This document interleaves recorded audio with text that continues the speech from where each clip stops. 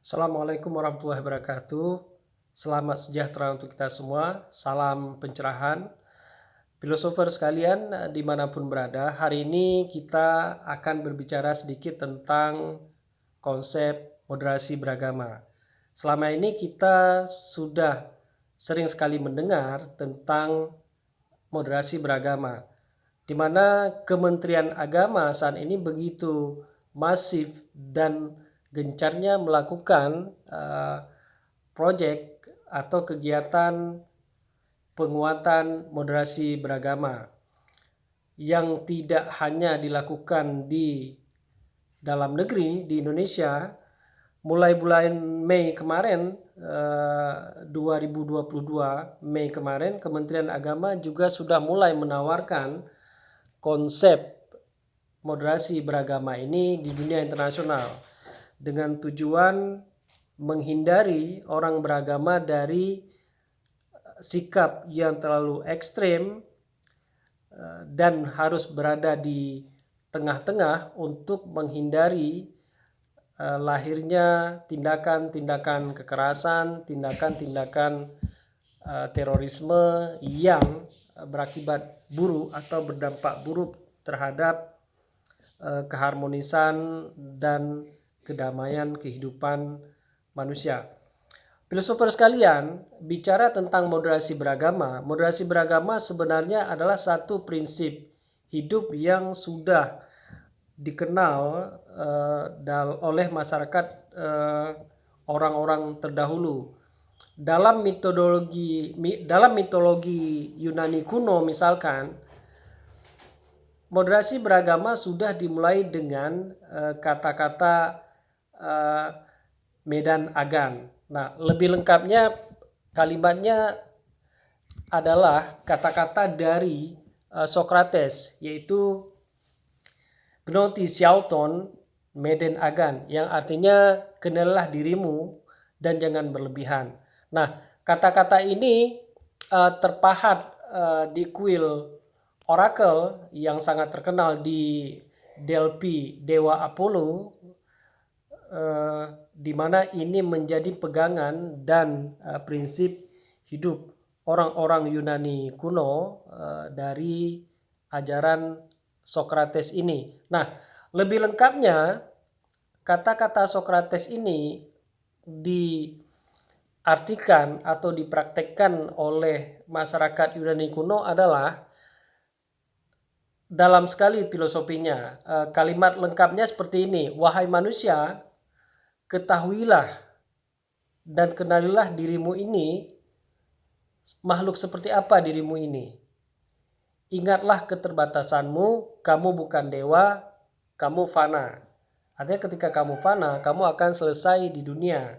Ketika kamu selesai di dunia, maka kamu harus berbuat baik, berbuat adil kepada yang lainnya. Jadi sejak awal masyarakat Yunani kuno itu sudah punya ajaran-ajaran kebajikan yang sangat bagus sekali jika dipraktekkan dalam kehidupan manusia. Nah, moderasi beragama ini juga dikenal dalam tradisi agama-agama. Kalau dalam Islam, moderasi beragama ini dikenal dengan konsep wasatiyah. Konsep wasatiyah yaitu sebuah jalan tengah dalam beragama. Dia tidak terlalu ekstrem ke kiri dan tidak terlalu ekstrem ke kanan. Dalam tradisi agama Kristen, moderasi beragama ini disebut dengan golden. Kalau dalam tradisi agama Buddha disebut dengan Majjhima Patipada. Dalam tradisi Hindu, dalam tradisi agama Hindu dikenal dengan Madhyamika. Kalau dalam ajaran agama Konghucu dikenal dengan Zongyong. Jadi dalam tradisi semua agama, moderasi beragama ini sudah dikenal. Jadi ini bukan sebuah barang baru, tetapi sudah dipraktekkan oleh orang-orang terdahulu. Kenapa sekarang diperlukan penguatan terhadap moderasi beragama ini? Kita tentu tahu konteks kehidupan manusia seperti apa sekarang ini. Nah, mode-mode kehidupan manusia itu mode-mode survive atau bertahan hidup, sehingga sulit sekali berkembang, apalagi konteksnya misalkan di Indonesia atau Aceh, di mana model kehidupan seperti ini dia selalu curiga, selalu ingin mengintai, mengetahui sesuatu yang berbeda dengan dirinya. Nah, ketika dia mengidentifikasi ada sesuatu yang berbeda, maka dia menganggap bahwa itu sebuah ancaman bagi dia, sehingga itu harus direcoki, harus ditelusuri, harus dihentikan ajarannya dan sebagainya. Nah, apa sebenarnya moderasi beragama ini? Moderasi beragama ini adalah upaya menghindari kekerasan dalam kehidupan beragama.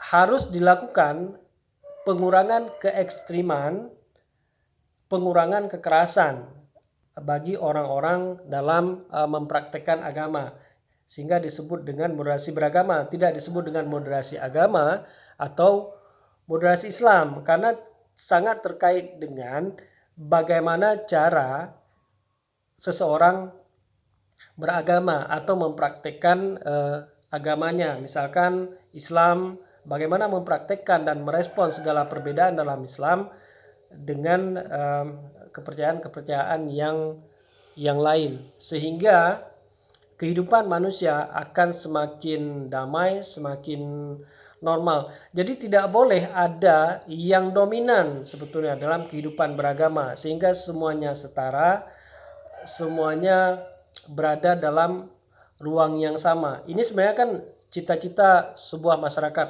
multikultur. Walau bagaimanapun masyarakat multikultur ini adalah masyarakat masa depan bagi manusia, di mana semua perbedaan, keberagaman baik keyakinan, agama, dan lain sebagainya bisa dirayakan secara bersama, bisa dirayakan secara harmonis tanpa saling mendominasi, tanpa saling mencari-cari kesalahan antara satu dengan yang lainnya.